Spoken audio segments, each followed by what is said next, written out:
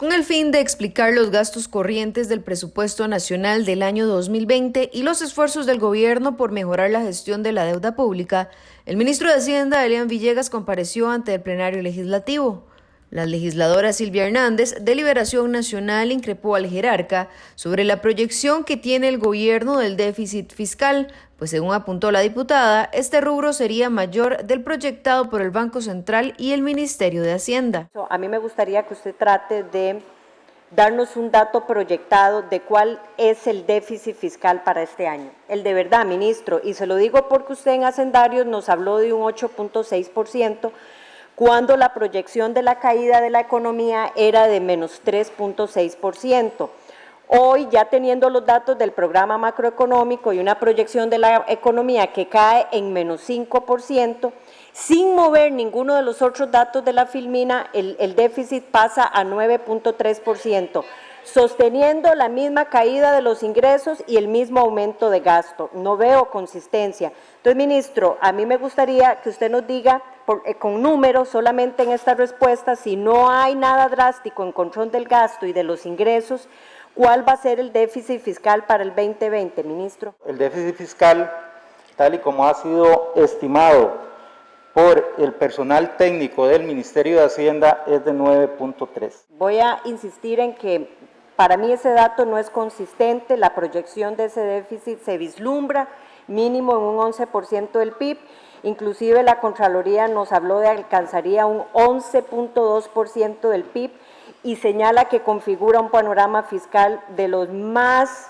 complejos, con un gran desbalance no visto en el pasado. Sobre el tema de los eurobonos, el diputado verdiblanco Carlos Ricardo Benavides pidió explicaciones, ya que el ministro anunció que enviaría un proyecto de autorización por $4.500 millones. Además, solicitó detallar el porqué del aumento en las necesidades de financiamiento del gobierno. Don Elian, yo le voy a permitir que usted conteste lo de los eurobonos, que no tuvo chance, por favor. En lo que tiene que ver con los eurobonos, la idea sería presentar el proyecto en el primer semestre del próximo año, y ese proyecto inicialmente está pensado por una suma de $4.500 millones, de los cuales 1.500 serían para el próximo año y luego serían 3 emisiones de $1.000 millones para los años 22, 23 y 24. ¿Usted podría explicarnos por qué las necesidades de financiamiento del gobierno estaban en 12.5%, ahora se está hablando del 14.1%? ¿Qué fue lo que cambió con respecto a ese monto? Lo que cambió es el escenario económico en el cual estábamos. Cuando hablábamos de un 12.5% de necesidades de financiamiento, se estaba previendo que la economía iba a caer apenas en un 3.6% del PIB. En este momento lo que se señala es que la economía va a caer un 5% del PIB. Entonces la economía se nos hace más pequeña y la extracción de esa economía de los impuestos también se vuelve menor.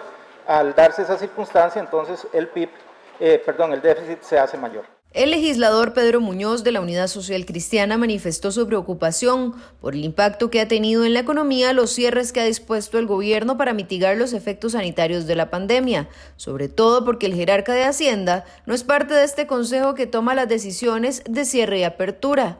Y es que según la Contraloría General de la República, la caída de los ingresos fiscales ha sido de un 1,15 billones de colones, pero no se tiene contabilizado exactamente qué corresponde específicamente a los cierres decretados por el Poder Ejecutivo. No debería ser parte usted del equipo que toma las decisiones de si cerrar la economía y cuánto y cómo. ¿No le parece a usted que usted debería ser parte del equipo tomando esas decisiones? Pero entiendo perfectamente que la decisión, en este caso, es una decisión de carácter técnico relacionado con la salud, y que desde ese punto de vista, cuando uno analiza, por ejemplo, lo que ha ocurrido con los datos en estas semanas que recién pasamos, si uno se va a analizar, por ejemplo, lo que es la tasa de contagio, se da cuenta que la tasa de contagio logró disminuir gracias a esas medidas que se estuvieron tomando. Entonces, no creo que la participación mía en esa toma de decisión vaya a tener impacto en lo que son temas de salud propiamente dichos, y creo que ahí hay que respetar ese criterio técnico. Sobre el compromiso que adquirió el gobierno para saldar la deuda del Estado con la Caja Costarricense del Seguro Social, el diputado Walter Muñoz de Integración Nacional fue enfático en señalar que destinar un 10% de los préstamos que se va a adquirir es insuficiente. Y en el acuerdo que firma el señor ministro de primero entre el gobierno y la Caja, dice que exhortarán a los diputados a aprobar los préstamos con ese 10%, que más que exhortarán, yo digo que extorsionarán, porque nos obligan a firmar los préstamos que quiere el gobierno que firmemos.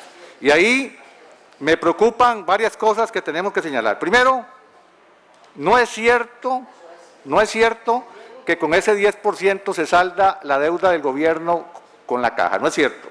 La deuda del gobierno con la Caja llega a un 20% del Producto Interno Bruto, o sea, 1.8 billones de colones por concepto de deudas no pagadas y 5.4 billones de colones por el traspaso del primer nivel de atención a la Caja. O sea, un total de 7.2 billones de colones que no dan ese 10% que el gobierno quiere aportarle a la Caja. Sobre el tema de nuevos impuestos, el legislador José María Villalta del Frente Amplio le preguntó a Villegas cuáles son estos impuestos solidarios y progresivos que estaría planteando el gobierno. Dentro de las medidas que usted mencionó, hubo un aspecto que me interesó bastante, porque es la primera vez que un ministro de gobierno oficialmente habla del tema o reconoce que el tema está en el tapete. Dice usted que buscarán nuevos tributos solidarios y progresivos para procurar el equilibrio de las finanzas públicas. ¿Podría usted profundizar sobre esa medida? Algunos hemos visto esta necesidad desde el mes de marzo. Cuando me refiero a tributos solidarios y progresivos, además quiero decirle que estoy citando al señor presidente de la República, quien así lo ha dicho en forma reiterada, y además decirle que eso va a tener que ver con propiedad y con rentas altas. El detalle lo estaremos viendo, espero, en el transcurso de los próximos días. La legisladora oficialista Laura Guido le preguntó al ministro Villegas sobre cuál será el impacto en el presupuesto tras el recorte de 177 mil millones de colones recientemente aprobado por los diputados. ¿Cuál fue el aporte de la modificación presupuestaria que tramitamos aquí en la Asamblea Legislativa en ese esfuerzo por atacar ese déficit fiscal y si se ve materializado en las cifras que usted nos está presentando? Cuando hablamos del tema del déficit en el marco del presupuesto extraordinario, estábamos trabajando con un déficit del 8.6%. Y en aquel momento las estimaciones nos decían que si no se tomaban acciones, ese déficit podría ser todavía un poco mayor. Precisamente dentro de ese marco de opciones, una era la contención del gasto público y a partir de ahí entramos con todo el tema de que una vez que recortábamos el gasto, con un recorte del gasto podíamos volver más o menos a los niveles del 8.6.